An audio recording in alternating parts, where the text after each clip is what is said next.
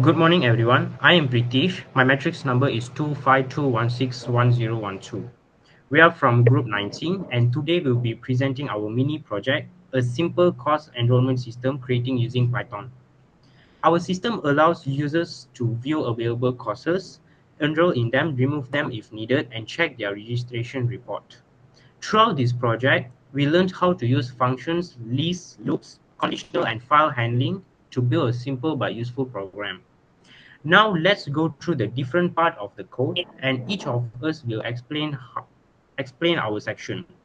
The main purpose of this program is to help users manage their course registration, like viewing available courses, enrolling in them, removing them, and checking a report of what they have registered for. Our project uses basic but very important Python concepts such as lists, functions, loops, conditional statement, and file handling. We wanted to make something simple, but that actually feels like a real system, the kind that could be used in a college or university setting. So I'll start by explaining the first part of the code, which is the structure and data we used. Before that, I would like to show the coding. So this is our coding.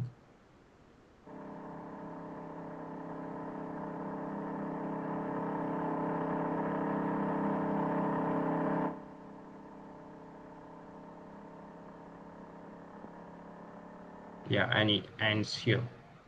So now I would like to show the output.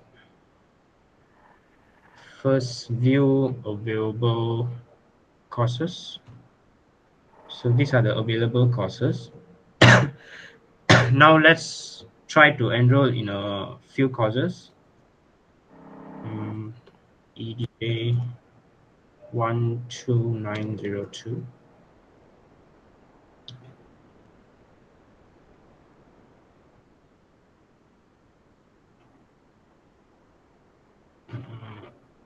Enroll in course, sorry. EDJ 12902. You are already enrolled in this course. Next, uh, let's enroll again. Choose EDJ 12803. I have already enrolled in this course as well. Last, let's pick EDJ 12403. Before that, we have to enter the choice and then EDJ 12403. Yes. Now, let's say if I want to remove a course, we have to put choice as C, enter course code to remove. So basically, it will remove whatever course code you put, it will remove from the course that you have enrolled. So let's say I'm removing EDJ 12403, and yeah, it will remove. And next step, you can view registered course report, which is 4. And yeah, these are the registered course it's showing here. EDJ 12902, EDJ 12803. Just now uh, we have enrolled 3 courses and we kicked one of them. So that is why we only have 2 courses now. And finally, you just exit, and yeah, it will say thank you for using the system. Goodbye. So once we have done with our output, once we have enrolled our courses that we wanted, uh, once the coding have ended, it will automatically save in a file, which we call it as file handling. So I will show you now. My enrolled courses are saved here. Just now we have enrolled 2 courses, which are Introduction to Electrical Engineering and Electrical Engineering Skills. So both of the courses that we have enrolled is saved in a file, which is this. So yeah. So now I'll explain from the first part of the coding.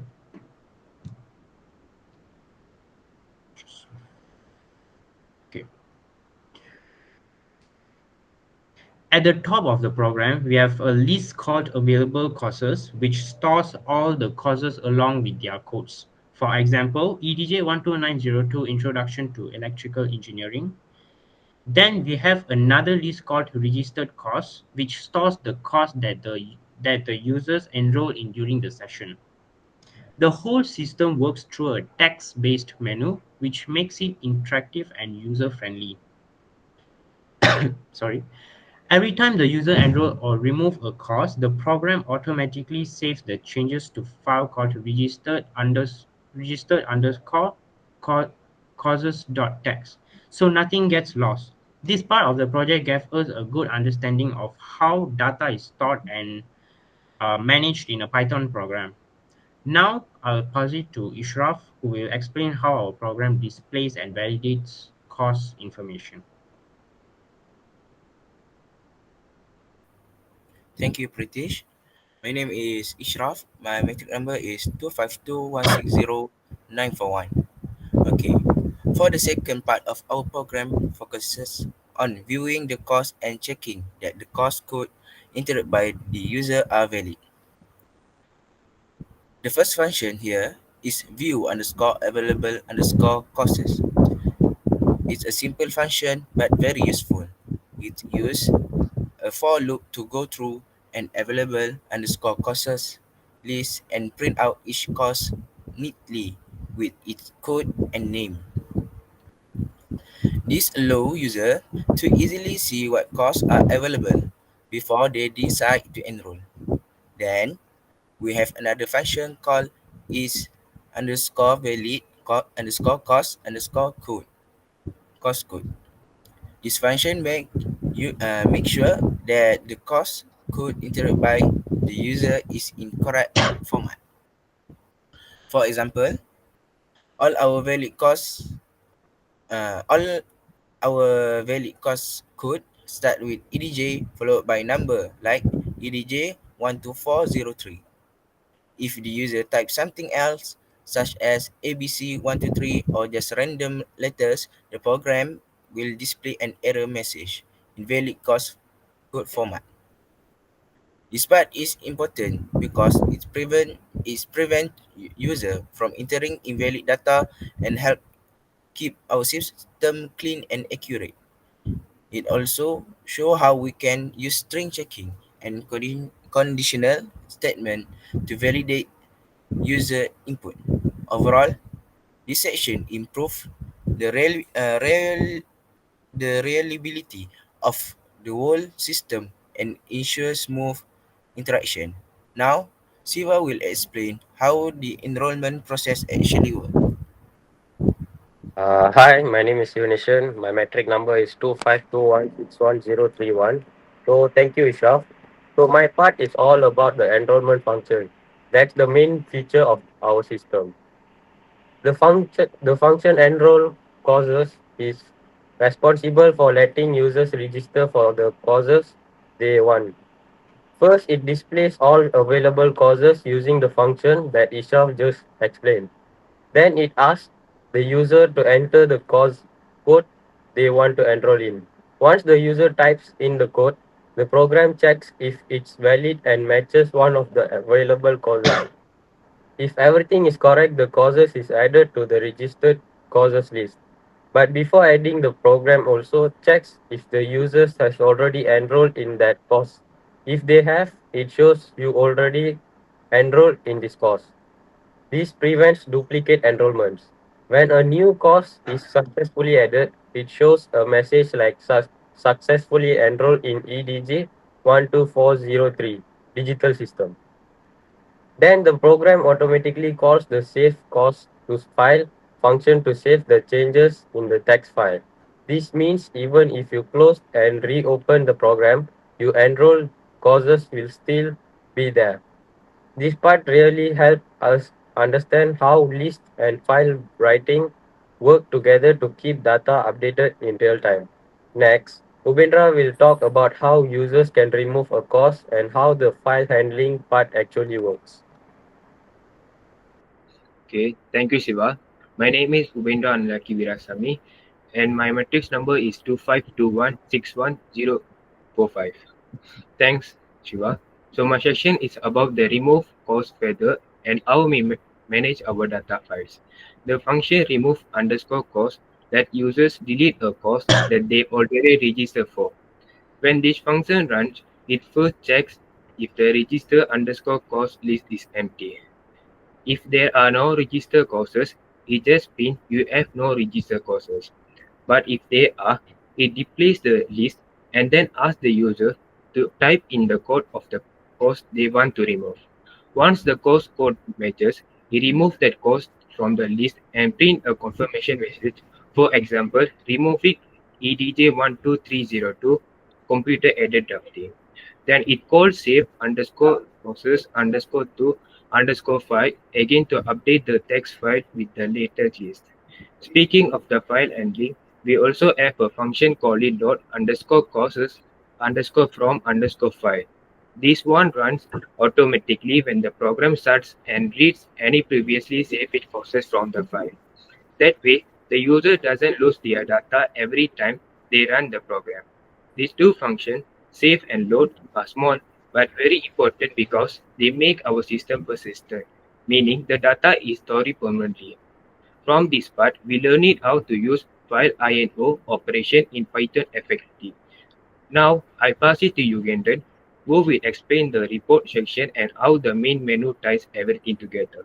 Thank you. Okay, so thanks, bro.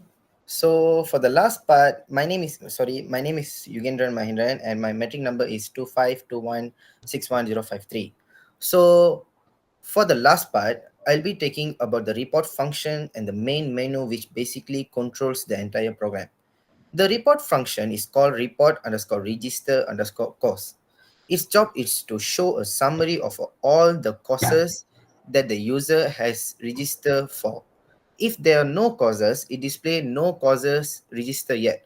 It's simple but useful for users to quickly check their current enrollment. Now, the main part of the program is the main function. This function loads any saved data first, then display a menu with 5 options. The first option is view available courses, and the second option is enroll in a course. And then the third option is remove a course. The fourth option is view register course report. The last one is exit. The program keeps running in a loop until the user chooses option 5 to exit. Inside the loop, it uses if and elif statements to decide which function to run based on your user's choice. This part is like the brain of the system because it connects all the other parts and makes sure the program flows smooth. Overall, it taught us how to combine different functions and logic to build a complete working program. So that's a full explanation of our course enrollment system. Oh, now I will be explaining the flow chart of our course enrollment system. The flow chart starts with the start program symbol, which shows the beginning of all our system. After that, the program loads the courses from the file using the load underscore courses underscore from underscore file function. This step ensure that any courses registered earlier are reloaded when the user opens the program again. Next, the program displays the main menu options. There are 5 choices available. The first choice is view available courses. Second choice is enroll in a course. Third choice is remove a course. Fourth choice is view register course report. And then the fifth choice is exit. Then the system gets the user's choice and follows the correct path depending on the number the users enters. If the choice is number 1, the system show the list of all available courses. And then if the choice is number 2, the program allows the users to enroll in a new course. It checks if the course code is valid and if the user has not already enrolled before saving it. If the choice is number 3, the system remove a course from the registration list. If first checks if the course exists, if it remove it and then save the updated list to the file. If the choice is number 4, the system shows the registered course report, allowing the users to see which courses they are currently enrolled in. And then finally, if the user chooses number 5, I mean option 5, the program exits and the flowcharts end at the end program symbol.